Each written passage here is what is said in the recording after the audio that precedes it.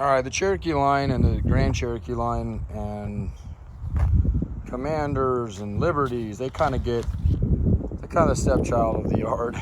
It's not because we don't love you guys, the customers, but we've always been a Wrangler yard and a CJ yard since I've been doing it. And then before, the company I bought did a lot of them, so that's kind of how I got into them.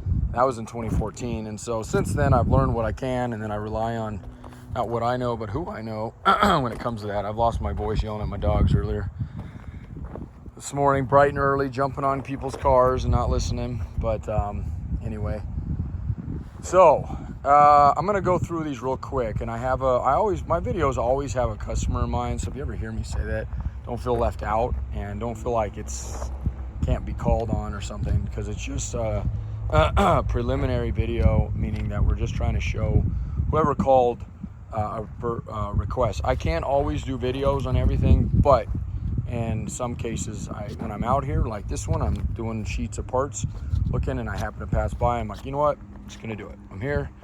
I'll never get to it later. Today we got like 78 calls, and it was a slow day. So, and that was just me. My wife's in California, so it's just me answering the phones and whatnot. So this is a 2-wheel drive Cherokee. Okay. And see, there's my dog barking in the background, going after a squirrel. Guaranteed they will be covered head to toe in grease later. So I'll have that to do later. But anyway, 2-wheel drive Cherokee. Now, it looks just like a 4-wheel drive. So a lot of people ask, and a lot of people know, but a lot of people that don't know, what is the process? You know, maybe you found a 2-wheel drive one for a lot cheaper, or maybe not a lot cheaper, but it's in a lot cleaner shape. We actually just bought another one of these up at the house, and it is 92,000 original miles. It is beautiful inside and out. And I bought it because of that. Not necessarily because it was a great deal, but because they're so hard to find, these XJs, especially the 9701s. But any XJ are getting hard. So these years are the ones that seem to be pulling the most money right now. And this is a fairly unmolested Jeep in the sense it hasn't been lifted. It's pretty much bone stock. We've already pulled a couple pieces on it, so we'll have to go over that stuff here in a second. And for his project, he's looking for a rolling vehicle or something like that. Normally, we don't sell vehicles full or very full, but every once in a while, we price them out, the things that we would sell on it, knock off a labor discount, and it works for their budget build. And we'll have to see if we align on something like this. So this is a 2-wheel drive, and what I was going to say earlier is to put 4-wheel drive on this Jeep is about as easy as you can possibly. If you're mechanically inclined enough to do installing on an axle, then you can do this this conversion. And if you're not, that's okay. There's plenty of shops out there that are, or maybe people or even we would do it before it left if you really wanted to. So. But in order to do 4-wheel drive on this, this right now has a front, we call it a tube axle, so it's literally just a tube, but it's exactly the same mount, so you don't have to weld anything. You can literally pull out any Cherokee of any year.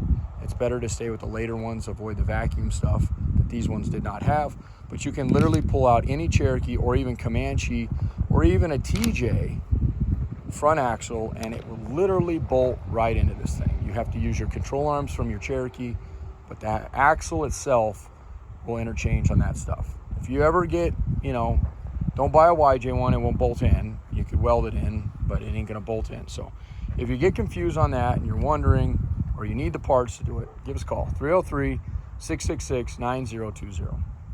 The other parts you're gonna need is either a 4-wheel drive transmission or the know-how, the wherewithal, whatever you wanna call it, to swap out a tail shaft. And you got to have a tail shaft if you go that route. And not everybody wants to part out an AW4, which is what are in these, and sell you just a piece of the transmission. They're likely going to want to sell you the whole transmission. So you'll need a 4-wheel drive AW4. This one's got a 2-wheel drive. And what bolts to that is a T-case. So you're going to need a T-case. You have a couple options to go with when you do this swap. You can go to a simple plain Jane 231, which is a great transfer case. It's what these a lot of times were factory with, or you can go with what they call the upgraded T-case in these years, which is a 242. And I'm not going to get into why it's an upgrade, because some people don't think they are, but by and large, most people out there think the 242 is slightly an upgrade, so you can do that. Just know that when you set it up on the inside, it is a little harder to find the linkages that you'll need, and that's about it. The shifter itself is the same. You just have to change the plastic bezel that goes over it, and those can be hard to find sometimes, but you can probably find one of those fairly easy. So transfer case, transmission, four-wheel drive transmission, front axle, and basically that's it. There's a couple other parts you're going to want to do or you're going to need, but by and large, those are the hard, we call it hard parts, not necessarily hard to find parts, just the hard, like physically big, okay, large parts that you're going to need to make this swap. So if you do decide to buy a kit from us and swap it, whether we do it or if it was something like this and you wanted to buy the whole thing, whether we do it or somebody else does it, just know that you're going to be getting a rust-free front axle and a rust-free cross member, and all the stuff we sell out of this yard is going to be rust-free. We don't, if it comes in, it's got rust on it, we pull off the harnesses or whatever we can salvage, and the rest of it goes into scrap. So we've always prided ourselves on being a rust-free yard. We do not buy out of the Midwest, East Coast, but we like to sell to you guys, and that's because you live in the Rust Belt, and you can't just walk down the street and buy a rust-free Jeep. So you call me up, call us up, and we take care of that for you. So this is one option, and I always use the customer's name, and obviously not the last name, keep privacy, but for you, Mike, this is a possibility. It's got a couple dings on the driver door.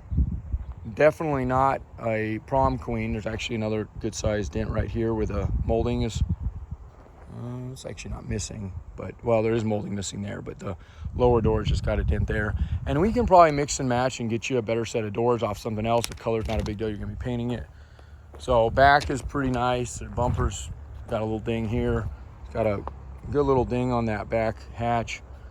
And this side is probably got a couple dings, but this is actually a cleaner side. There's a good size one right in the passenger rear door there, and a couple small ones I see. But no, doesn't look like any hail damage on it, which if you're going to buy something out of the Denver area or Texas or any of those states that are known for hail, we don't get hail over here. Now there is a little bit of rust in this door down here, so that might be one you want to swap out. I don't know the extent of it. It may not be that bad. Let's see. And I'm not going to go into, actually that's not bad, it's just surface. So too much to the inside other than we've already pulled, looks like the driver's seat, steering wheel, column still in it. Still got a key. So this one could easily be either sold like this or put back. Now we have motor bad right on it. So first thing that happens when our Jeeps come in is we make sure we can drive them. And if we can't drive them, we figure out why we can't drive them.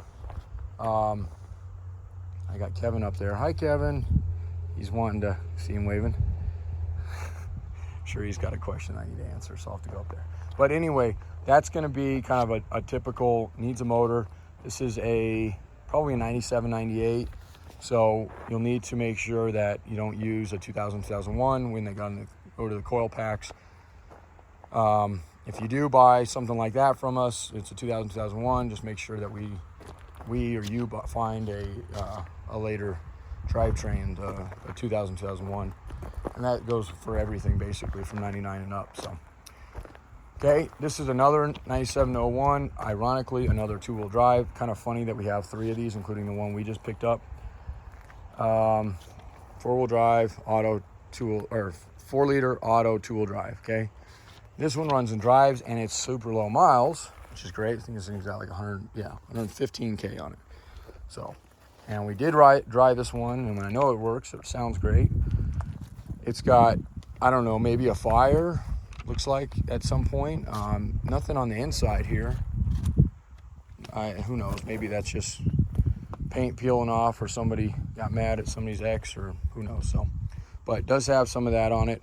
The doors are probably about the same shape. Does have a steering wheel in it still. Does have, actually, these seats are really nice in this thing. This seat set's worth quite a bit, so keep that in mind. If you're wanting, nice interior. Doesn't look like it's got any hail damage. Looks like it's got a nice hood. Basic, everything else. Bumper, hatch. Yeah, panels are actually, this is pretty nice actually. This has got, it makes that fender kind of makes it ugly, but interior's carpet. So the bezel's out of it, but we can find you one of those if you need. So this would be an option as well. And I know particularly this customer, and oh, look at that, no tranny. So even a 2-wheel drive AW4 sells pretty quick out of here, especially in these later years. This is a 97, and this is a really hard, this is the one thing on these 97s, it's a one-off transmission. So it's 97 only. You can convert them, but you got to know how to do it. And it's not the easiest thing to do. The tail shaft, if you're doing 4-wheel drive, there's some things different on those, and some electronic pieces. So, okay, so this would be an option. It does have a good motor, and I think you have a good motor, so that may not be, but we could still pull this and do the rest of it, and then set you up with either, if you want us to set you up with the 4-wheel drive stuff, we can do that way. The header panel looks to be clean. Yeah, I don't see any cracks there. The bezels are gone, the grill's gone, and there's no bumper. But again, I can get you something like that. And then you could even go into something like this. I'm gonna wrap it up because I do need to go up to Kevin, but this is another 97-1. I know I'm pointing you this direction. You don't have to go this way, of course, but usually, and this one's missing a lot. So it just depends, you know, this one's not hard to be necessarily put back together in the sense of the axles and the drivetrain, but it also doesn't have a harness in it, and you got to use harnesses from these vehicles to make this work easily. So, you know, this one needs a lot more work, but this one would be basically sold as just the cab. So keep that in mind, folks. If you got a rusty cab and you're not, you know, everything else is good, you got nice, whatever, you know, then we'll sell you a cab. It's no big deal. I mean, to us, it's fine. So this is that bluish color they did. And it's just basically, we'd still strip it out unless nothing else is usable to us, and then send you with what we have in it. This one's still got a dash and probably heater box behind there. Yep. So we usually sell those heater boxes pretty quick. So, and then of course we'll pull the axle unless you want to keep that. So that's an option as well. And then of course you got the older styles. And again, I gotta make this quick. There's even a 2-door here, although I don't know if I have much paperwork on some of these other than bills of sale. This one's pretty trashed. This side of it's totally done. But, you know, if that's something you can use, or you could, you know, you just want to go bomb around in something, we got stuff like that. That's actually got decent interior in it. Most of my older ones, the 84 and to 06, are going to be a lot more beat up in the sense. This one's not too bad, but and it doesn't have anything as far as axles. I don't even think there's an engine or drivetrain. May have a drivetrain in it. This is the last year before they went to the 9701 style. So there's a couple things. I'm gonna get this over or uploaded here, and then if you happen to need a small part, don't think that just because we're talking about big stuff and big cabs and, you know, bodies and whatnot, that you have to buy that. I mean, we definitely, for honestly, on these ones, we usually just part them out to the nuts and bolts on all the small pieces, the wiring harnesses, the ECMs, the axles, engines, you know, whatnot. So, and then of course, if you're looking for a ZJ or a WJ, we got a fair amount of those.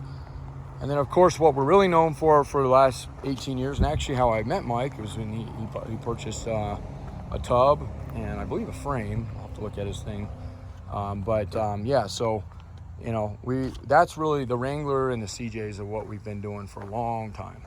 And the tubs and frames, really what we go after on those, as well as everything else too. But those are the parts that are getting harder and harder. They're framed.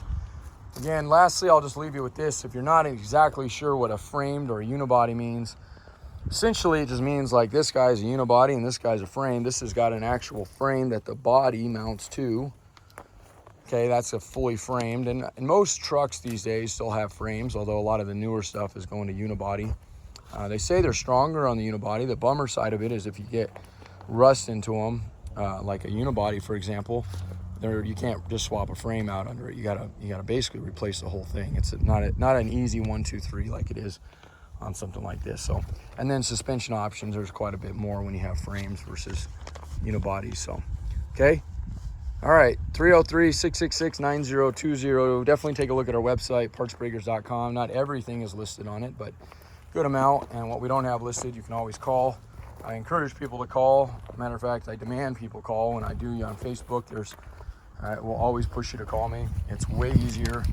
And normally it's not as dry and cut straightforward as people have, except for the people that have part numbers, and that works fine too. So I think this has got the X15 I need for another guy. Yep, that's got that. So, all right. chat with you all later. Thank you.